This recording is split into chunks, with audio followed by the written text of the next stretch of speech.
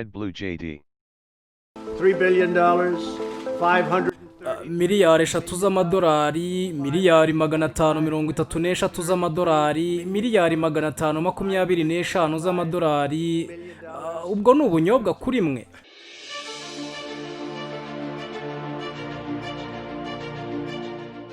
Ku itariki ya 9 z'ukwezi kwa 10 2018 indege y'intambara yarekuriye igisasu cyangwa bombe ku muhanda wa Dayani muri Yemen. Iyi bombe yaturikiye iruhande rw'isoko ryitabirwa n'abantu benshi. Mu bayahitanye harimo n'abana 40 b'abanyeshuri bari mu modoka y'ishuri yanyuraga muri uwo muhanda. Iyi ndege yari iturutse mu ihuriro ry'ibihugu ryari riyobowe na Arabia Saudite. Bagiye bakora ibitero byinshi bitabarika by'indege muri Yemen kuva muri 2015. Ni ibitera benshi bakunze kuvuga ko byibasira abasivile. Tugarutse kuri cya gitero cyo muri 2018, ifoto y'igisasu cyakoreshejwe yagiye hanze yari ifite serial number y'942771. Byagaragaye ko cyakorewe muri Leta Zunze Ubumwe za Amerika. Aha ni nayo intwaro nyinshi za Arabia Saudite ziba zarakorewe. Leta Zunze Ubumwe za Amerika niyo mucuruzi wa mbere w'intwaro ku isi, mu gihe Arabia Saudite ariyo nimero ya mbere mu bakiriya b'intwaro b'iki gihugu, nk'uko bigaragazwa n'icyegeranyo cyakozwe hagati y'umwaka wa 2013 na 2017. Icyo cyegeranyo gikomeza kivuga ko Uburusiya ari ubwa kabiri, naho umukiriya wabwo wa mbere ari Ubuhinde. Ubufaransa bukaba ubwa gatatu, aho umukiriya wabwo w'imena ari Egypt cyangwa Misiri. Ubudage bukaba ubwa kane, aho bugurirwa intwaro cyane na Korea y'Epfo, naho Ubushinwa bukaba ubwa gatanu, aho umukiriya wabwo wa mbere ari Pakistan. Mu myaka hafi 75 ishize, Amerika na Arabia Saudite byagiranye ubufatanye n'imikoranire, bagerageza kunga no kuzana amahoro mu burasirazuba bwo hagati ku nyungu zabo bwite.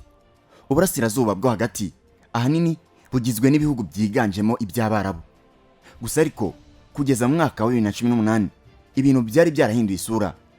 Ibihugu by'Abarabu byari byaramaze gucikamo ibice, ndetse Arabia Saudite yakoresheje intwaro za Amerika irushaho kuzambya ibintu. Ariko se mu by'ukuri kubera iki Amerika igurisha intwaro nyinshi cyane muri Arabia Saudite kurusha ahandi hose ku isi? Uyu munsi tugiye kuganira ku mpamvu nyamukuru yihishe inyuma y'ubuhahirane mu by'intwaro buri hagati y'ibihugu byombi. Birazwi ko Amerika itajya ijya ahantu hatari inyungu nyinshi, kandi muri izo nyungu igakunda ko ari imbere mu bunguka byinshi. None se ni izihe nyungu Amerika ikura mu kugurisha intwaro nyinshi ikora muri Arabia Saudite? None se ibi bizigera bihagarara? Nukomeza gukurikira iki kiganiro uraza gusobanukirwa ibyo bibazo byose dutangiye twibaza. Nguhaye ikaze mu kiganiro ukurikiye kuri Red Blue JD. Nge nitwa Oscar. Dushime.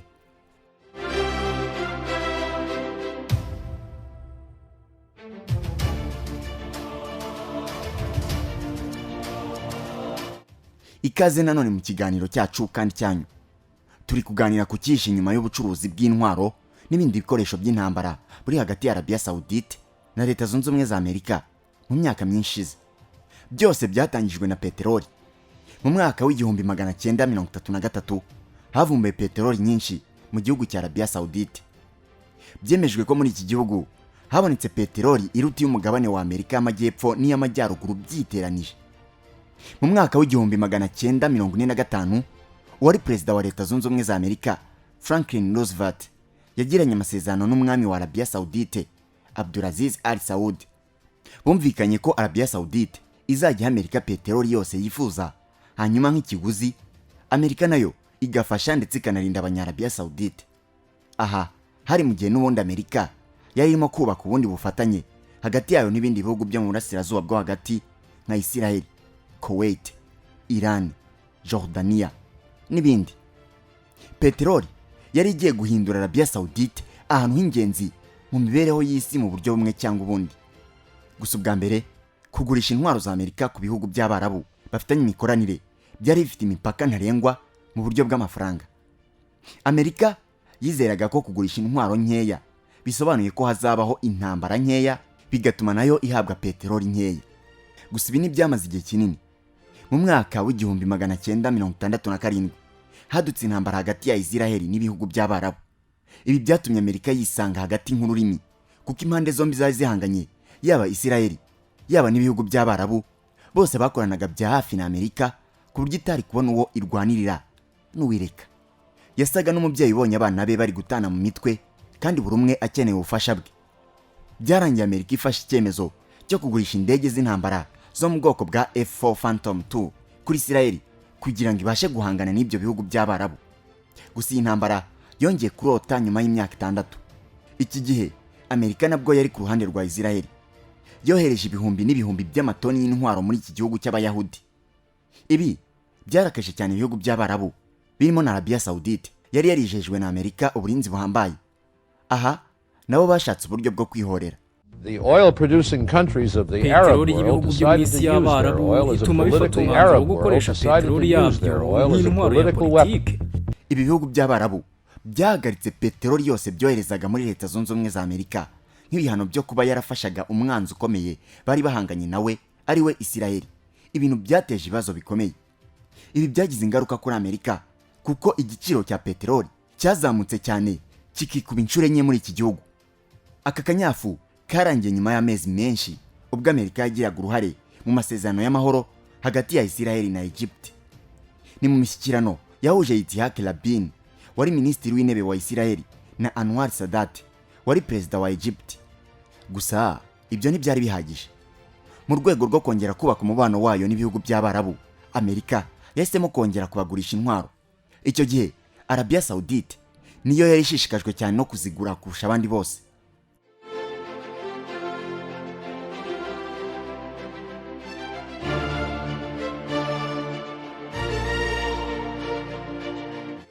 Mu myaka y'igihumbi 1970 inyungu yakuraga mu kugurisha peteroli zahinduye Arabia Saudite ubwami bukize cyane ku rwego ruhambaye ku buryo bwashoboraga kugura intwaro nyinshi kandi zihambaye icyarimwe. Hagati y'umwaka w'igihumbi 1970 n'igihumbi 1976 Amerika yagiye igurisha za misile kuri Arabia Saudite. Hagati aho hakurya y'ikigobe Iran nayo yagaragaraga nk'undi mufatanyabikorwa wa Amerika. Kimwe na Arabia Saudite cyari igihugu kinini kandi gikungahaye kuri peteroli. Gusa ariko icy'ingenzi kurushaho nuko Iran yari isangiye umupaka muremure na Leta Zunze Ubumwe z'Abasoviete, umwanzi wa mbere wa Leta Zunze Ubumwe za Amerika mu ntambara y'ubutita. Ibyo rero byatumye uwari Perezida Nixon avuga ko Amerika izagurisha Iran intwaro zose ishaka. Iran na Arabia Saudite bombi babaye inkingi z'impanga za Leta Zunze Ubumwe za Amerika mu burasirazuba bwo hagati. Aha harimo imibare myinshi. Kuri Amerika kubagurisha imbunda, ibisasu, indege n'ibifaru cyangwa za blende bwari uburyo bwo gukumira Abasoviete kwinjira mu bihugu by'Abarabu bagatangira gukorana nabo. Bukaba n'uburyo bwo kugira ngo ikomeze yibonere peteroli yahabwaga n'ibi bihugu. Kuba kandi ibyo bihugu byarishingikirizaga ku ntwaro za Amerika yari bifitemo inyungu nyinshi kuko niyo yagenaga uburyo n'igihe zikoreshwamo. Byari kandi ikimenyetso cyo kwizerana no gushyigikirana hagati y'ibihugu byombi. Intwaro za Leta Zunze Ubumwe za Amerika zagendanaga n'indi myaka yo gutozwa kuzikoresha no kuzibungabunga ku buryo intwaro zose zahabwaga igihugu runaka muri ibi byabaga bisobanuye ko bemeye gukorana na Amerika mu gihe kirekire. Ibi byashimangiye ko byari by'ingenzi cyane kuko Arabia Saudite na Amerika byanze bikunze buri umwe yagombaga kwishingikiriza ku wundi.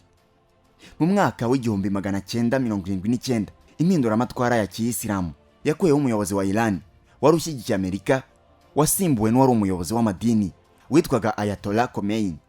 Mu buryo butunguranye ibintu byose byari bigiye guhindura isura. Iran nshya yari ikomeye kandi irwanya abanyamerika ku rwego rwo hejuru. Batangiye kwamagana abanyamerika bari mu gihugu cyabo babita abanyabyaha ndetse yewe banabasaba kuzinga utwangushye bagasubira iwabo. Nyamara ariko bakoraga ibi byose mu gihe bari batunze intwaro zifite agaciro byibura ka miliyari 9 z'amadolari zose zakorewe muri Amerika. Iran kandi yanahindutse umwanzi ukomeye wa Arabia Saudite kuko buri wese yibonaga nk'umuyobozi w'isi y'Abayisilamu ndetse banatangiye guhatanira icyubahiro n'imbaraga mu burasirazuba bwo hagati. Ibi rero byahaye Arabia Saudite impamvu yo gukomeza gushaka intwaro. Amerika nayo irayikundira ikomeza kuzigurisha koko. Hagati aho Abasoviete nabo bari barateje ubumwe bwabo n'ibihugu by'Abarabu batangiye kugurisha intwaro zabo zikaze mu bihugu nka Iraq na Syria.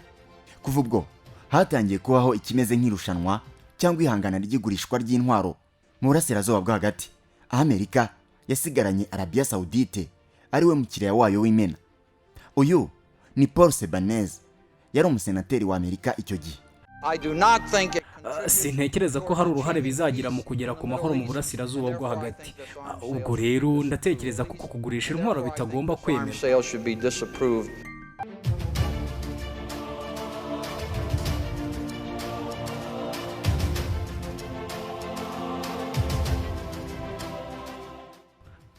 Ibyo kugurisha intwaro mu bihugu by'Abarabu byateje impaka zikomeye cyane muri Leta Zunze Ubumwe za Amerika.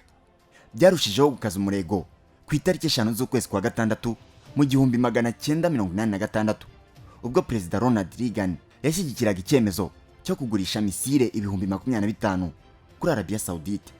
Aha yari magerageza kumvisha abasenateri inyungu ziri muri iki cyemezo. Icyifuzo cyacu cyo kugurisha intwaro kuri Arabia Saudite kizongerera ubushobozi Arabia Saudite bwo guhangana n'imitwe ikabije y'iterabwoba ituruka mu bihugu by'Abarabu. Abenshi muri Kongere bashidikanyaga ku kwemera kugurisha intwaro mu izina ry'ubwirinzi.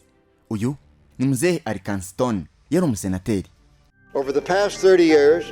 Imyaka 30 ishize Amerika yagurishije intwaro na serivisi za gisirikare zifite agaciro ka miliyari 50 z'amadolari kuri Arabia Saudite, ziruta izo twagurishije mu kindi gihugu icyo ari cyo cyose ku isi.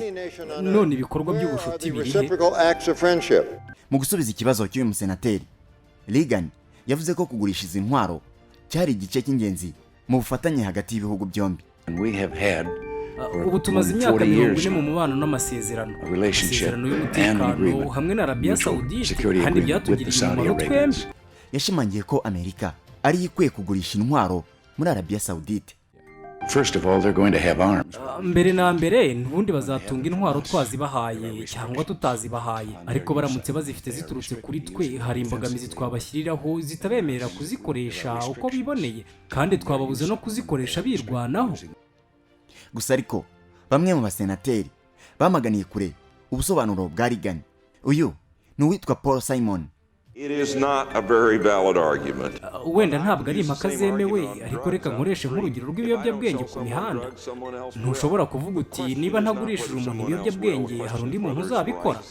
Ikibazo ntabwo ari uko hari undi muntu uzabikora, ikibazo ni ukumenya niba koko ibyo bintu bikwiye.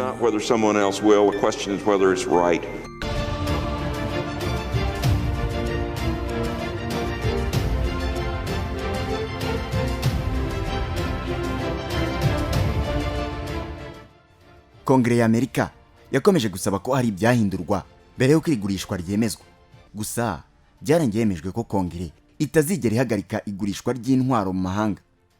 Mu myaka irenga 20 yakurikiyeho, imbaraga z'ubufatanye bwa Amerika na Arabia Saudite zaragabanutse cyane, gusa kwishingikirizanyaho kwabo ntabwo kwigeze guhagarara. Guhangayikishwa n'Abasoviyete byarengeye ubwo Leta Zunze Ubumwe z'Abasoviyete zasenyukaga mu mwaka w'1991. Gusa ariko Iraq ya Saddam Hussein nayo yagaragaye nk'ikibazo gishya kuri Arabia Saudite na Amerika.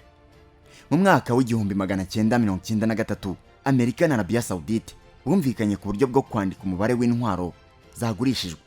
Gusa ariko kugurisha intwaro byagabanutse mu mpera z'imyaka y'1990 ndetse byarushijeho kuzamba cyane nyuma y'ibitero byo ku itariki ya 11 Nzeri 2001 byibasiye Leta Zunze Ubumwe za Amerika bikozwe n'umutwe wa Al-Qaeda ku mategeko ya Osama bin Laden, aho 15 muri 19 mu byebe byashimuse indege zifashishijwe bari bafite ubwene gihugu bwa Arabia Saudite.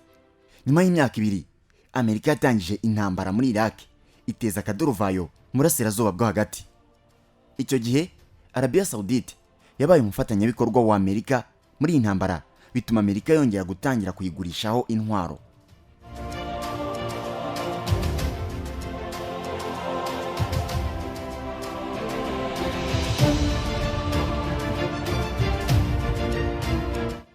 Mu myaka 10 yakurikiyeho, uburasirazuba bwo hagati bwakomeje gucikamo ibice. Iran nayo yitwaje ako kavuyo kose itangira gufasha imitwe yitwara gisirikare yo muri Libani, Syria na Iraq. Ibintu byatumye aya makimbirane ahinduka icyitwa proxy war.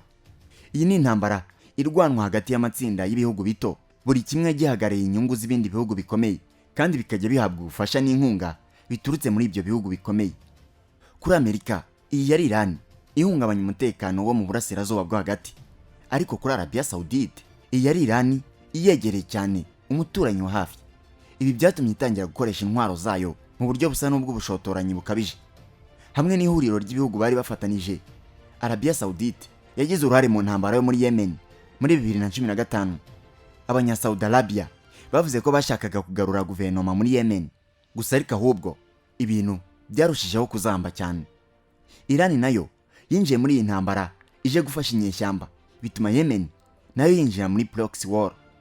Taktike z'ubushotoranyi za Arabia Saudite zateje ikibazo gikomeye cyane ku isi. Mu bitero by'indege bigera hafi ku bihumbi 16 byabayeho kuva muri 2015. Ihuriro ryari riyobowe na Arabia Saudite ryibasiye cyane abasivile, aho 31% byabibasiwe muri ibyo bitero bose bari abasivile, nk'uko raporo yo muri 2018 yabigaragaje. Imibare igaragaza ko umubare w'abasivile bose bapfuye urenga ibihumbi 10. Umuryango w'abibumbye wasanze ibitero byibasiye abasivile muri Yemen byarakozwe nkana, kandi ko bishobora gufatwa nk'ibyaha by'intambara. Gusa ikibazo ni uko Amerika yakomeje kugurisha intwaro muri Arabia Saudite muri icyo gihe cyose.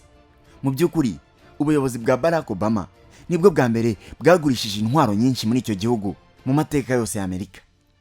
Muri izo ntabwo harimo intwaro nshyashya gusa, ahubwo harimo no gusimbuza intwaro zakoreshejwe cyangwa zangirikiye muri Yemen. Aha niho hazamo na ya bombe yitwa GBU-12 guided bomb yagurishijwe muri Arabia Saudite muri 2015, ari nayo yatewe kuri ya bisi y'abanyeshuri natangiye mbabwira muri 2018.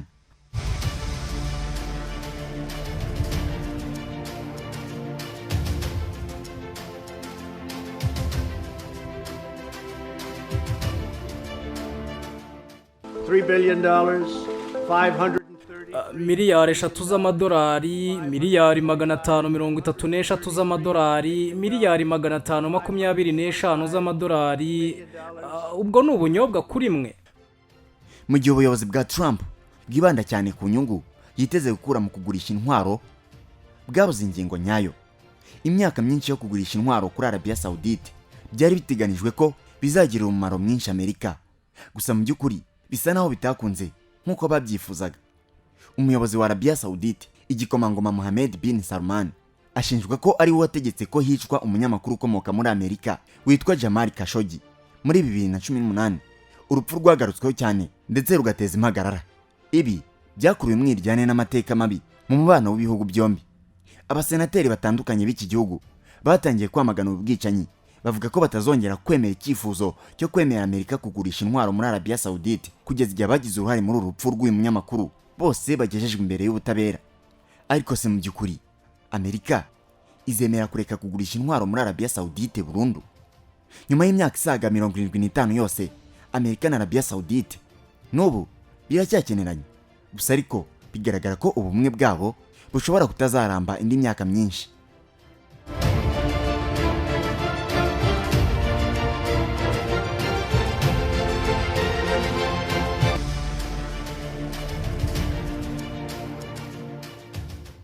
Ngayo nguko ngibyo bya Arabia Saudite na Leta Zunze Ubumwe za Amerika.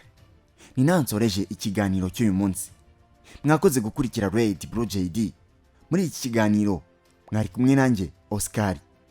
Dushime naho butaha, Imana ibarinde. Abacuruzi bafite ibicuruzwa na serivisi nziza ariko bafite ikibazo cy'uko abantu benshi batazi ubucuruzi bwabo. Hari icyo wakora ibihumbi n'ibihumbi by'abanyarwanda bakarara bamenya ibikorwa byawe. Muri Red Blue JD bakwereka uko ubigenza ubucuruzi bwawe bukamenyekana, kandi n'abakiriya bakarushaho kukwegera no kukwizera.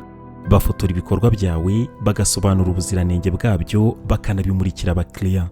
Bafotora abageni, bakanababikira video z'ubukwe bwabo kuri YouTube ku buryo nta kibazo cyo kongera kubura amashusho cyabaho. Abaririmbyi babakorera amashusho y'indirimbo zijyanye n'igihe, bakanabafasha kumenyekanisha ibihangano byabo. Abantu basobanutse bamaze kumenya ibyiza byo gukorana na Red Blue JD. Abakorera munsi y'isoko rya Kimisagara werekeza Nyabugogo. Wahamagara kuri 0788 36 53 55. Byigeze bikubaho kwitabira ibirori, inama cyangwa se ibindi bikorwa bikaba uhari ukabikurikirana kuva bitangiye kugera bisoje, ariko nyuma y'ukwezi kumwe ugatangira kwibagirwa bimwe mu bice by'uko uwo muhango wagenze kandi wari uhari?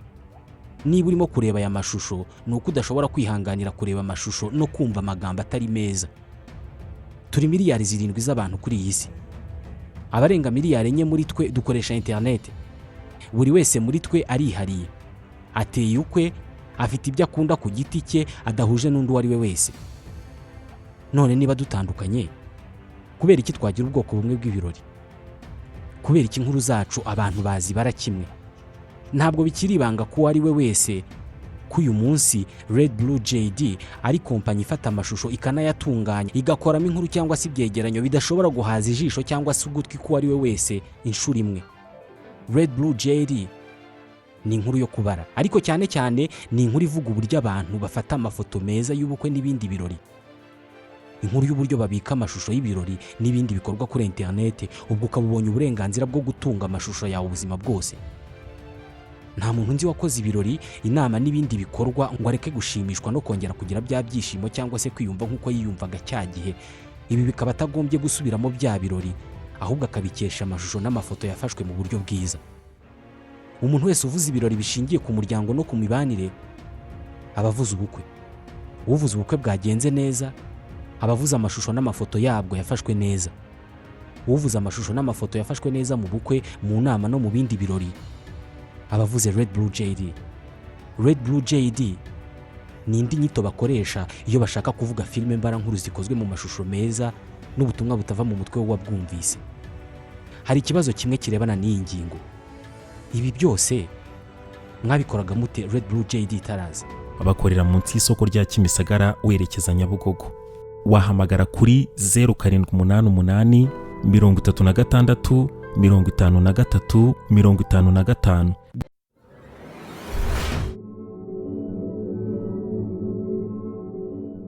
Red Blue JD.